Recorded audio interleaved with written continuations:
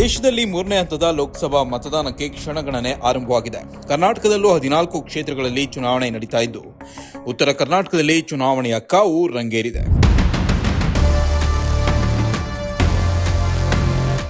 Lok Sabha elections ಬಿಸಿ ದೇಶಾದ್ಯಂತ ಮುಟ್ಟಿದೆ. ಹಾಗೆ ಕರ್ನಾಟಕದಲ್ಲಿ ಕೂಡ ಮುಟ್ಟಿದೆ. ಫಸ್ಟ್ ಫೇಸ್ ಆಫ್ ಎಲೆಕ್ಷನ್ ಕರ್ನಾಟಕದಲ್ಲಿ ಮುಗ್ದಿದ್ದು, ಎರಡನೇ ಫೇಸ್ ಮೇ 7 ಇಂದ ಆಗಲಿದೆ. ಅದರಲ್ಲಿ ಹಾವೇರಿ ಕಾನ್ಸ್ಟಿಟ್ಯೂನ್ಸಿ ಕೂಡ ಇದೆ. ಇಲ್ಲಿ ಬಿಜೆಪಿ ಇಂದ ex chief minister Basavaraj Bommai fielding ನಿಂತಿದ್ರೆ, ಅದೇ ರೀತಿ ಕಾಂಗ್ರೆಸ್ನಿಂದ ಆನಂದ್ ಸ್ವಾಮಿ ಅವರು ನಿಂತಿದ್ದಾರೆ. ಹಾವೇರಿ ಲೋಕಸಭಾ ಕ್ಷೇತ್ರವು ಈ ಬಾರಿ ಗಮನ ಸೆಳೆದಿದೆ. ಕಾರಣ, ಹಾಲಿ ಸಂಸದರಾಗಿರುವ 3 ಬಾರಿ ಲೋಕಸಭೆಗೆ ಆಯ್ಕೆಯಾಗಿರುವ ಬಿಜೆಪಿಯ ಶಿವಕುಮಾರ್ ಉದಾಸಿ ಚುನಾವಣಾ ರಾಜಕೀಯದಿಂದ ದೂರ ಸರಿದಿದ್ದಾರೆ. ಹೀಗಾಗಿ ಬಿಜೆಪಿಯಿಂದ ಮಾಜಿ ಸಿಎಂ ಬಸವರಾಜ ಬೊಮ್ಮಾಯಿ ಅವರನ್ನ ಅಭ್ಯರ್ಥಿಯನ್ನಾಗಿ ಘೋಷಿಸಲಾಗಿದೆ. ಇವತ್ತು ಸಾಮಾನ್ಯ ಜನರಿಗೆ ಗೊತ್ತಿರೋದು ಈ ಶಾಸಕರಿಗೆ ಗೊತ್ತಿಲ್ಲಲ್ಲ. ಎರಡನೇದಾಗಿ ವಯಸ್ಸಿನ ಲೆಕ್ಕಾಚಾರ ಆದ್ರೆ 80 ವರ್ಷ ಆದ್ಮೇಲೆ ಚುನಾವಣೆ ನಿಂತಾರಲ್ಲಪ್ಪ ಈ ತಾಲೂಕಿನಾಗ ಪೂಜ್ಯರು ಹಿರಿಯರು. ನಾವು ಅವ್ರ ಬಗ್ಗೆ ಅಗೌರವ ಮಾತಾಡ್ತೀವಿ. ಅತ್ಯಂತ ಗೌರವನೇ ಪೂಜ್ಯರು, ತಂದೆ ಸಮಾನ ನಿಂತಾರಿಲ್ಲ.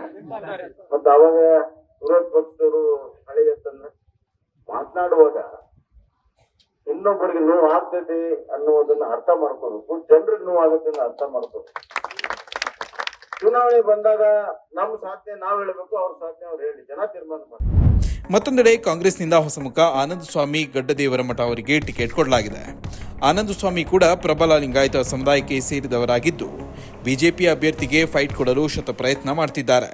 ಬಹಳ ಹೆಮ್ಮೆಯಿಂದ ನಾನಂತರೂ ತಮಗೆ ವಿನಂತಿ ಪೂರ್ವಕವಾಗಿ ನನ್ನ ಸಲುವಾಗಿ ತಾವೆಲ್ಲ ನನ್ನನ್ನ ತಾವೇ ತಮ್ಮೊಳಗೆ ಒಬ್ಬನೇ ತಾವೇ ಆನಂದ್ ಸ್ವಾಮಿ ಗಡ್ಡದೇವರ ಮಠ ಅಂತ ಹೇಳಿ ನನಗೆ ನನ್ನ ಸಲುವಾಗಿ ಆಶೀರ್ವಾದವನ್ನ ಕೇಳಿ, ಮತ್ತೆ ತಾವೇನು ಆ ವಿಶ್ವಾಸ ಮತ್ತು ಆ ಪ್ರೀತಿಯಿಂದ ತಾವು ಜನರ ಬಳಿ ನನ್ನ ಸಲುವಾಗಿ ಮತದಾನವನ್ನು ಏನು ಕೇಳ್ತಿರಲ್ಲ, ಆ ವಿಶ್ವಾಸಕ್ಕೆ ನನ್ನ ಜೀವನದ ಕೊನೆ ಉಸಿರಿರೋವರೆಗೂ ಕಪ್ಪು ಚುಕ್ಕಿ ಬರ್ದಂಗೆ ತಮ್ಮ ಜೊತೆ ನಡ್ಕೊಂತೇನೆ. ಒಬ್ಬ ಸಾಮಾನ್ಯ ಕಾರ್ಯಕರ್ತನಾಗಿ ತಮ್ಮ ಜೊತೆ ಇರ್ತೇನೆ. ಇನ್ನು ಇಲ್ಲಿನ ಜನರು ಕೂಡ ಚುನಾವಣಾ ಹಬ್ಬದಲ್ಲಿ ಪಾಲ್ಗೊಳ್ಳಲು ಉತ್ಸುಕರಾಗಿದ್ದು, ಜನ ಏನಂತಾರೆ ನೀವೇ ಕೇಳಿ. ಲೋಕಸಭಾ ಎಲೆಕ್ಷನ್ಸ್ ಬರ್ತಾ ಇದೆ, ಹೇಗೆ ನೋಡ್ತೀರಾ? ಅಸೆಂಬ್ಲಿ ಎಲೆಕ್ಷನ್ಸ್ ಬೇರೆ ನೋಡ್ತೀರಾ, ಇದು ಎಲೆಕ್ಷನ್ಸ್ ಬೇರೆ ಆಗಿ ನೋಡ್ತೀರಾ, ಅಥವಾ ಕ್ಯಾಂಡಿಡೇಟ್ ಇಂಪಾರ್ಟೆಂಟಾ? ಹೇಗೆ ನಿಮ್ದು? ಇಲ್ಲ ನಮ್ಮಲ್ಲೆಲ್ಲ ಕ್ಯಾಂಡಿಡೇಟ್ ಇಂಪಾರ್ಟೆಂಟ್ ರೀ. ಎಲ್ಲ ಅಭಿವೃದ್ಧಿ ಕಾರ್ಯಗಳು ಆಗ್ಬೇಕಲ್ರಿ, ಅದ್ರ ಸಲ ಕ್ಯಾಂಡಿಡೇಟ್ ಇಂಪಾರ್ಟೆಂಟ್. ಅಲ್ಲಿ ನಮ್ಮ ಹೆಚ್ಚು ನಮ್ಮೆಲ್ಲ ನಮ್ಮ BJP ಒಲವು ಜಾಸ್ತಿ ರೀ. ನಮ್ಮ ಕಡೆ ನಾವು ಎಸ್.ಆರ್. ಬೊಮ್ಮಾಯಿ ಅವರು ಪರವಾಗಿ ಇದು ಮಾಡ್ತೇವೆ. MP ಆಗಿದ್ರಿ, ಮಾಡ್ಯಾರ ಸ್ವಲ್ಪ ಎಲ್ಲ ನಮ್ಮ ಇಲ್ಲಿ ಹೈವೇದ ಮ್ಯಾಗ ಮೂಟೆಮ್ನೂರು ಮೇಲೆ ಹೈವೇ ಅದೆಲ್ಲ ಕಾಮಗಾರಿ ನಡ್ಯಾಕ ಕುಂತೈತಿ. ಇನ್ನೂ ಕಂಪ್ಲೀಟ್ ಆಗಿಲ್ಲ, ನಡ್ಯಾಕ ಕುಂತೈತಿ. ಮುಂದಿನ ದಿನಗಳಲ್ಲಿ ಬೊಮ್ಮಾಯಿ ಅವ್ರು ಬಂದೆ ಅಂದ್ರೆ ಅದನ್ನೆಲ್ಲ ಕಂಪ್ಲೀಟ್ ಮಾಡ್ತಾರನ್ನ ನಮ್ಮ ಅಭಿಪ್ರಾಯ. ಮೇಡಮ್, 7ನೇ ತಾರೀಕು ಲೋಕಸಭಾ ಎಲೆಕ್ಷನ್ ಇದೆ ಹಾವೇರಿಯಿಂದ. ಸೊ ತಾವು ಕ್ಯಾಂಡಿಡೇಟ್ ನೋಡಿ ವೋಟ್ ಹಾಕ್ತೀರಾ ಅಥವಾ ಪಾರ್ಟಿ ನೋಡಿ ವೋಟ್ ಹಾಕ್ತೀರಾ? ಕ್ಯಾಂಡಿಡೇಟ್ ನೋಡಿ ಹಾಕ್ತೀವಿ. ಕ್ಯಾಂಡಿಡೇಟ್ ನೋಡಿ. ಕಾಂಗ್ರೆಸ್ ಗೌರ್ಮೆಂಟ್ 5 ಗ್ಯಾರಂಟಿ ಕೊಟ್ಟಿದೆ, ಅದ್ರಲ್ಲಿ ನಿಮ್ಗೆ ಏನಾದ್ರು ಉಪಯೋಗ ಆಗಿದೆಯಾ? ಇದಾವ್ರಿ ಉಪಯೋಗ, ಮನೇಲಿ ಎಲ್ರಿಗೂ ಇದಾವೆ. ಫ್ರೀ ಬಸ್ಸು, ಆಮೇಲೆ ಕರೆಂಟ್, ನಿಮ್ಗೆ ಏನಾದ್ರು ಉಪಯೋಗ ಇದೆ, ಉಪಯೋಗ ಇದೆ. ಕಾಂಗ್ರೆಸ್ ಗ್ಯಾರಂಟಿನೋ ಅಥವಾ ಮೋದಿನೋ ನಿಮ್ ಪ್ರಕಾರ? ನೋಡೋದು ಇನ್ನು ಜರ ಮಾಡಿ ಇದು ಮಾಡೋದು. ಸೊ ನಿಮ್ಗಿರೋ ಇಲ್ಲಿ ತೊಂದರೆಗಳು ಏನು ಇವಾಗ? ಬಸ್ ಏನಾದ್ರು ತೊಂದರೆ ಇದೆಯಾ ಅಥವಾ ಏನಾದ್ರು ಇಶ್ಯೂಸ್ ಏನಾದ್ರು ಇದೆ ಇಲ್ಲಿ? ಇಶ್ಯೂಸ್ ಅಂದ್ರೆ ಏನು ಇಲ್ರಿ. ತೊಂದರೆ ಅಂದ್ರೆ ಈಗೆಲ್ಲ ಈಗ ಬಸ್ ಫ್ರೀ ಆದ್ಮೇಲೆ ಮಕ್ಕಳು ಸ್ಕೂಲಿಂದ ತೊಂದರೆ ಆಗಿರೋದು. ಅದು ಬಿಟ್ಟು ಏನು ಯಾವ್ದು ತೊಂದರೆ ಏನು ಇದಿಲ್ಲ. ನಮ್ಮ ಕ್ಯಾಂಡಿಡೇಟ್ ಇಂಪಾರ್ಟೆಂಟ್. ಇದ್ರ ಬೊಮ್ಮಾಯಿ ಇದಾರ. ನಿಮಗೆ ಅಸೆಂಬ್ಲಿ ಎಲೆಕ್ಷನ್ ಅಲ್ಲಿ ಕಾಂಗ್ರೆಸ್ 7 ಸೀಟ್ ಗೆದ್ದಿತ್ತು ಹಾವೇರಿ ಜಿಲ್ಲೆಯಿಂದ. ನೆಕ್ಸ್ಟ್ ಅಷ್ಟು ಸತ್ತೋತು ಎಷ್ಟಿಂಗ್ ನಾವು BJP ಮಾಡಬೇಕು. Important Basavaraj Bommai important.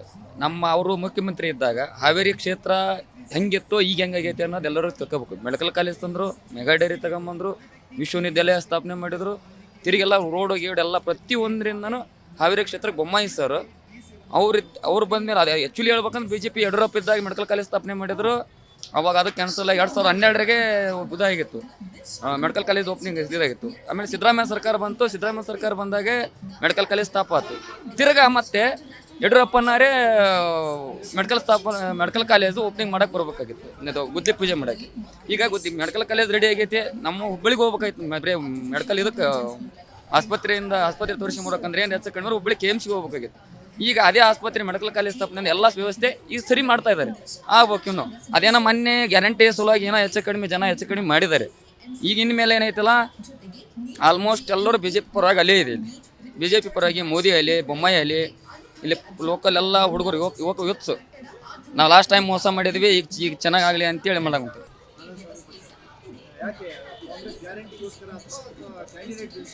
ಕೊಟ್ಟ ಮಾತ ನಡೆದ ತನಕ ಕಾಂಗ್ರೆಸ್ ರೀ. ಸುಳ್ಳು ಅಪವಾದ ಹೇಳಿ ಭರವಸೆ ಕೊಟ್ಟು 10 ವರ್ಷದಿಂದ ದುರಾಡಳಿತ ನೋಡಿರಿದ್ದಾರೆ ಎಲ್ಲ ಜನರು. ಈ ಸಲ ಪಕ್ಕ ಕಾಂಗ್ರೆಸ್ ಆಕತಿ. ಏನು ಮಾಡ್ಯಾರಿ ಎಲ್ಲ ಮಕ್ಕಳು ನಿಟ್ಕೊಂಡು ಹೋಗೋ ಬಸ್ನಾಗ ಗ್ಯಾರಂಟಿ ಕೊಟ್ಟರು ಅವ್ರು. ನಮ್ಮ ಕಡೆಯಿಂದ ಹೊಡೆಯೋದು ಹೆಣ್ಮಕ್ಳು ಕಿಶದಾಗ ಇಡೋದು. ಜನ ಭಾರಿ ಕಂಗಾಲ ಆಗ್ಯಾರ ಈಗ. ಏನು ಮಾಡ್ಯಾರ ಅವರು? ನಮ್ಮ ಭಾರತದಾಗ ಮೋದಿಜಿ ಅದ, ನಮ್ಮ ಕರ್ನಾಟಕದಾಗ ನಮ್ಮ ಯಡಿಯೂರಪ್ಪ ಅಜ್ಜಿ ಭಾರಿ ಕೆಲಸಗಾರ. ಅವನಿಂದ ಊರುಗಳು ಇಂಪ್ರೂವ್ ಆಗಿರೋದು. ದೇಶದ್ರೋಹಿ ಸರ್ ಅವ. ಅಲ್ಲ ಸರ್ ನಾವು ಯಾವ ಪಾರ್ಟಿ ಪರವಾಗಿಲ್ರಿ ಸರ್. ನಮಗೆ ನಮ್ಮ ಸೈನಿಕರ ಪರವಾಗಿ ಯಾರು ಇರ್ತಾರ, ನಮ್ಮ ದೇಶದ ಪರವಾಗಿ ಯಾರು ಇರ್ತಾರ, ಧರ್ಮದ ಪರವಾಗಿ ಸಂಸ್ಕೃತಿ ಪರವಾಗಿ ಯಾರು ಇರ್ತಾರ ಅವ್ರು ಅಷ್ಟೇ ಸರ್. ನಾವು ದೊಡ್ಡ ದೇಶದ್ರೋಹಿ ಸರ್. ಈಗ ಮಹಿಳೆಯರ ಮೇಲೆ ಗೌರವ ಇಲ್ಲ. ನಾವು ಮೊದ್ಲು ಎತ್ತರ ನಾರ್ಯಸ್ತು ಪೂಜ್ಯಂತೆ ಅಂತ ಪೂಜೆ ಮಾಡೋರು ಸರ್. ನಾವು ಮಹಿಳೆಯನ್ನ ಪೂಜ್ಯನಿ ಭಾವದ ಕಾಣೋರು ಸರ್. ನಾವು ಅಂತರ ವಿರುದ್ಧ ನಾವು ಯಾವಾಗ ಇದ್ದಿರ್ತೀವಿ ಸರ್. ಹಾಂ, ಫಸ್ಟ್ ಟೈಮ್ ಸರ್. ತುಂಬ ಖುಷಿ ಆಗ್ತಿದೆ ಸರ್.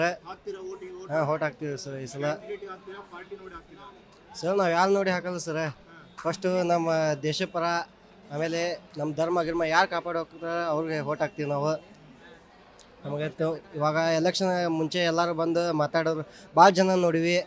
ಎಲೆಕ್ಷನ್ ಇದ್ದಾಗ ಅಷ್ಟೇ ಬಂದು ಮನೆ ಮುಂದೆ ಬಂದು ಕಾಲು ಕೈ ಹಿಡಿತಾರೆ. ಎಲೆಕ್ಷನ್ ಮುಗಿದ ಮೇಲೆ ಅದೇ ಮನೆಯರ ಅವ್ರ ಮನೆಗೆ ಹೋದ್ರು ಯಾರು ಕೇರ್ ಸಹಿತ ಮಾಡಲ್ಲ. ಅಂಥವ್ರಿಗೆಲ್ಲ ಓಟ್ ಗೀಟ್ ಹಾಸೋಕ್ಕಿಂತ ಎಲ್ಲರೂ ಕಳ್ರಿ ಸರ್. ಅಂಥ ಕಳ್ರಾಗ ನೋಡಿ ಸಣ್ಣ ಕಳ್ರಿಗೆ ಓಟ್ ಹಾಕ್ಬೇಕಂತ. ನೀವು ಮೋದಿ ಗೆಲ್ತೀರಂತಿರ್ಬೋದು. ಹೋದ ವರ್ಷ ಹಾವೇರಿಯಲ್ಲಿ 8 ಅಸೆಂಬ್ಲಿ ಎಲೆಕ್ಷನ್ಸ್ ಇದರಲ್ಲಿ ಕಾನ್ಸ್ಟಿಟ್ಯೂಯೆನ್ಸಿಯಲ್ಲಿ 7 ಕಾಂಗ್ರೆಸ್ ಬಂತು, ಬರೀ ಒಂದು ಬಿಜೆಪಿ. ಅದು ಬಿಟ್ಟಿ ಭಾಗ್ಯದಿಂದ ಎಲ್ಲ ಗ್ಯಾರಂಟಿಗೆ ಗ್ಯಾರಂಟಿಗೆ ಮರಳಾಗಿ ಈಗ ಅದನ್ನು ಅನುಭವಿಸಿದ್ದಾರೆ. ಇನ್ಮೇಲೆ ಯಾವುದೇ ಥರದ ಆ ಥರ ಆಗೋದಿಲ್ಲ. ಎಲ್ಲರೂ ಮೋದಿಗೆ ಓಟಾಗಿ ಮೋದಿನ ಗೆಲ್ಸೋದು 100% ಇದು. ಬಿಜೆಪಿಯಿಂದ ಬಸವರಾಜ ಬೊಮ್ಮಾಯಿ ಹಾಗೂ ಕಾಂಗ್ರೆಸ್ಸಿಂದ ಆನಂದ್ ಸ್ವಾಮಿ ಅವ್ರ ಮಾತುಗಳು, ಹಾಗೆ ಹಾವೇರಿಯ ಜನರ ಮಾತುಗಳು ಕೇಳಿ ಇದಂತೂ ಗ್ಯಾರಂಟಿ ಆಗಿದೆ. ಹಾವೇರಿಯಲ್ಲಿ ಬರೀ ಟೆಂಪ್ರೇಚರ್ ಮಾತ್ರ ಜಾಸ್ತಿ ಆಗಿರೋದಲ್ಲ, ಪೊಲಿಟಿಕಲ್ ಟೆಂಪ್ರೇಚರ್ ಕೂಡ ಅಷ್ಟೇ ಜಾಸ್ತಿ ಆಗಿದೆ. ಎಲೆಕ್ಷನ್ ಡಿ ಡೇ ಇರೋದು 7th ಮೇ. ಅವತ್ತು ಗೊತ್ತಾಗುತ್ತೆ ಹಾವೇರಿ ಜನರ ಆಶೀರ್ವಾದ ಯಾರ ಮೇಲಿದೆ ಅಂತ. ಆದರೆ ಇದಂತೂ ಖಚಿತವಾಗಿ ಹೇಳಿದ್ದಾರೆ ಇಲ್ಲಿನ ಜನ, ಕ್ಯಾಂಡಿಡೇಟ್ ನೋಡ್ಕೊಂಡು ವೋಟ್ ಹಾಕ್ತೀವಿ, ಆದರೆ ಪಾರ್ಟಿ ನೋಡ್ಕೊಂಡು ಅಲ್ಲ ಅಂತ. ಇದ್ರ ಜೊತೆಗೆ ನಾನು ಸಂಜಯ್ ಪೊನ್ನಪ್ಪ ವಿತ್ ಮಹೇಶ್ ಚಿಟ್ನೆಸ್ ಫಾರ್ ಕರ್ನಾಟಕ ತಕ್.